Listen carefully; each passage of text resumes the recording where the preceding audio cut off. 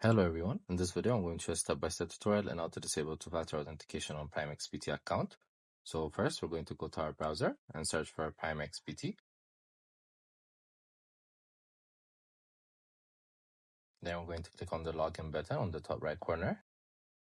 Then once logged in, we're going to click on our profile button on the top right corner again. Then we're going to click on settings.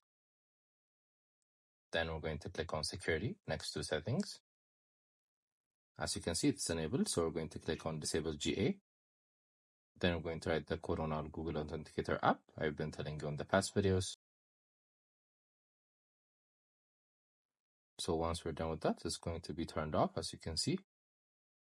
So this is how we do it. You guys can check different videos in our YouTube playlists. I hope you guys like this video. Subscribe for more, like for more, share for more. I hope to see you again. Goodbye.